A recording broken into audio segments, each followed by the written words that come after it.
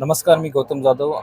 विजय न्यूजमध्ये आपले स्वागत आहे. आजचा विषय आहे दहिसर पूर्व या ठिकाणी असलेले शांतीनगर एसआरए प्रकल्प.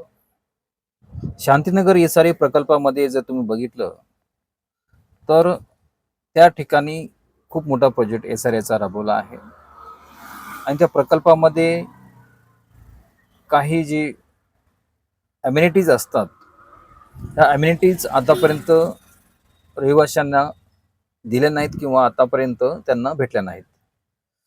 तर माहितीच्या अधिकाराअंतर्गत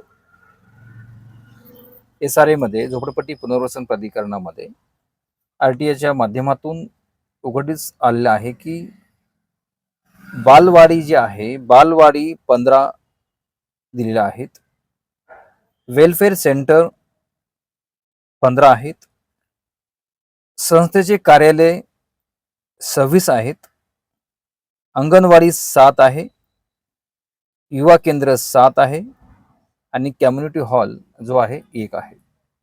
अशी संख्या आहे. तुम्ही पाहू शकता. एसआरएचं हे पत्र आहे माहितीच्या अधिकारांतर्गत. या पत्रामध्ये एकूण अम्युनिटीज ज्या आहेत त्या दिलेल्या आहेत. आतापर्यंत ह्या अम्युनिटीज तिकडल्या रहिवाशांना भेटल्या नाहीत. तर एसआरए अधिकारी आतापर्यंत त्यांची जबाबदारी पाहिजे की त्या ठिकाणी जाऊन ह्या जे अम्युनिटीज आहेत त्या अम्युनिटीज रहिवाशांना भेटलेल्या आहेत का याची कोणतीही चौकशी न करता एसआरएचे अधिकारी आहेत एक मूग गिळून गप्प बसले आहेत. तरी ह्या एसआरए अधिकाऱ्यावर कोणतीही शहानिशा न करता, चौकशी न करता गप्प बसलेले आहेत. त्याच्यावर महाराष्ट्र सरकार कारवाई करेल का?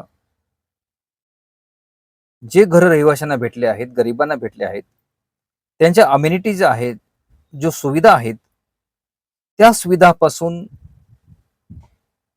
लोकांना, रहिवाशांना वंचित ठेवला आहे असा बेजबाबदार, बेकायदेशीर कारभार इथे करण्यात आला आहे. त्याला अधिकारी जबाबदार आहेत असे मी मानेन.